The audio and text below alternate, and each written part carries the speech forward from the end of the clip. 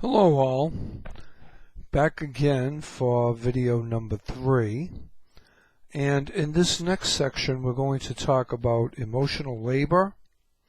We're going to talk about affective events theory and emotional intelligence.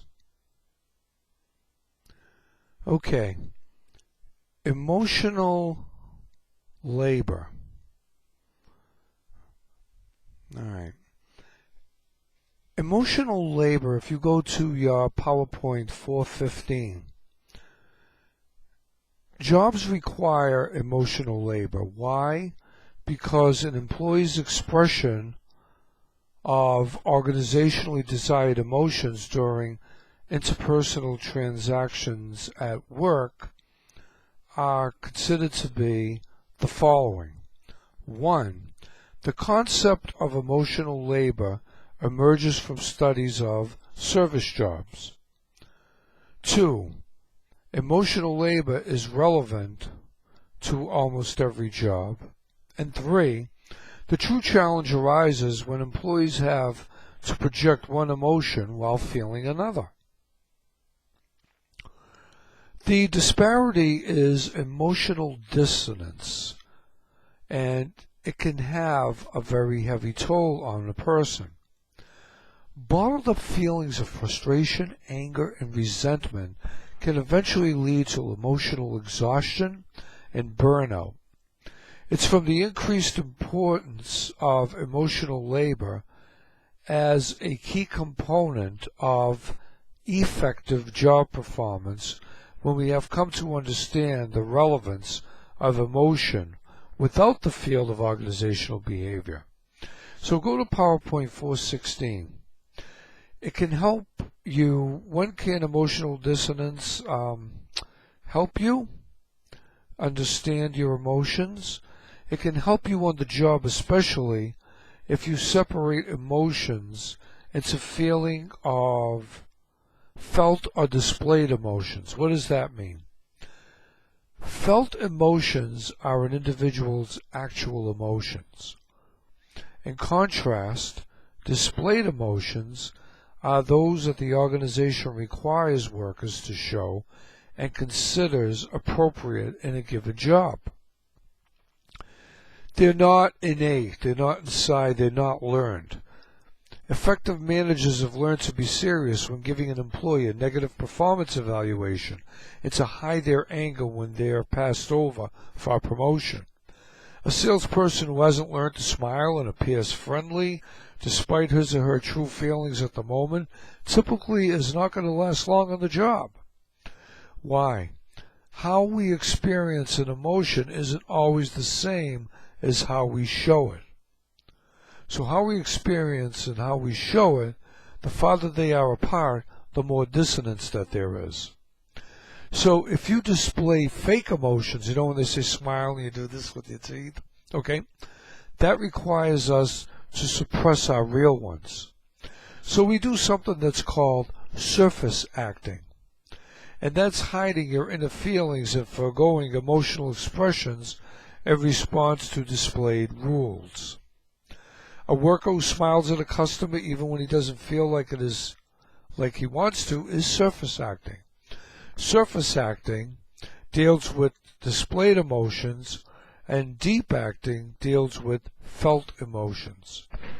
Research shows surface acting is more stressful to employees because it entails feigning their true emotions, hiding them. Deep acting is trying to modify our true inner feelings based on display rules. So, a healthcare provider trying to genuinely feel more empathy for her patients is deep acting. Displaying emotions we don't really feel is exhausting. So it's important to give employees who engage in surface displays a chance to relax and recharge themselves. So now I'd like you to go to PowerPoint 417, and that is effective events theory. We've seen that emotions and moods are important parts of our personal lives and our work lives, but how they influence our job performance and how do they influence our job performance and job satisfaction. Go to PowerPoint 18, Exhibit 4.4. There's a model called AET, that's Affective Events Theory. That model demonstrates that employees react emotionally to things that happen to them at work, and this reaction influences their job performance and satisfaction. Referring to 4.4, the theory begins by recognizing that emotions are a response to an event in the work environment. Work events trigger positive or negative emotion reactions to which employees' personalities and moods predispose them to respond with greater or lesser intensity. What does AET do? It provides us with valuable insights into the role emotions play in primary organizational outcomes of job satisfaction and job performance. Employees and managers therefore shouldn't ignore emotions or the events that cause these emotions. Okay, the next thing I want to talk about, and go to PowerPoint 419, is emotional intelligence, EI.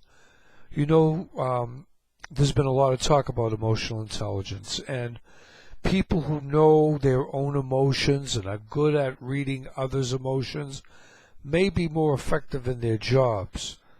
The concept of emotional intelligence, or EI, is somewhat controversial when it comes to organizational behavior. Go to PP PowerPoint 20 and Exhibit 4-5. Emotional intelligence is a person's ability to 1. Perceive emotions in the self and others, and 2. Understand the meaning of these emotions, and 3.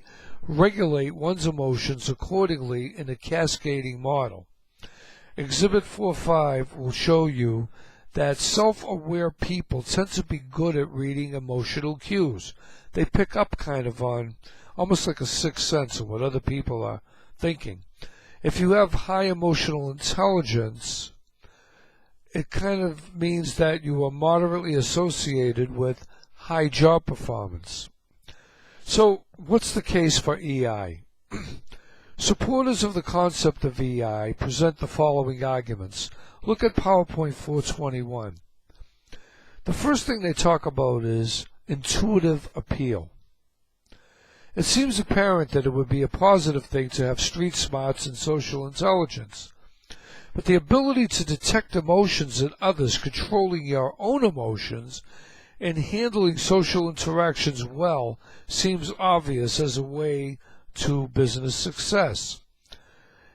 The second thing is emotional intelligence predicts criteria that does matter. Research evidence is increasing that high EI is positively correlated to high job performance. And 3, EI is biologically based. When people are physically unable to process emotions, they score significantly lower on EI tests, which suggests that EI is neurologically based and is somewhat unrelated to standard measures of intelligence. So, the case against EI, and this is where OB is kind of like on the fence about it, where the controversy comes in, detractors of EI present these arguments. The first is, EI researchers do not agree on definitions.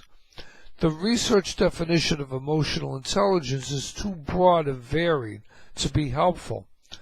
2, EI can't be measured as a form of intelligence. EI should be able to be measured on tests, but most EI testing instruments are self-reporting surveys in which there are no verifiable answers. The third thing is EI is nothing but personality with a different label. Some argue that because EI is so closely related to intelligence and personality, once these factors are controlled for, EI has nothing unique to offer. EI does appear to be highly correlated with measures of personality, especially emotional stability. So look at PowerPoint 422. Emotional regulations or emotion regulation. Identifying and modifying the emotions you feel. Emotions can be changed using strategies like suppressing negative thoughts, distraction, or engaging in relaxation techniques like yoga or meditation.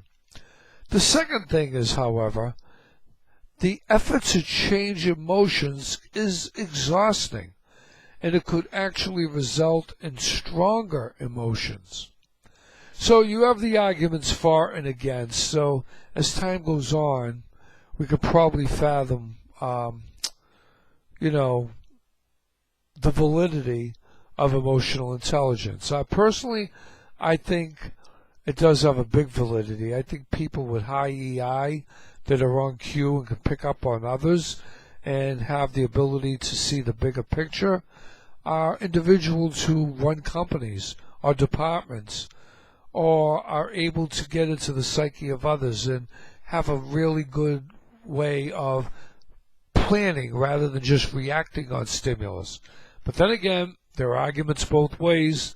Up to you to make an argument for that. So that's the end of this section.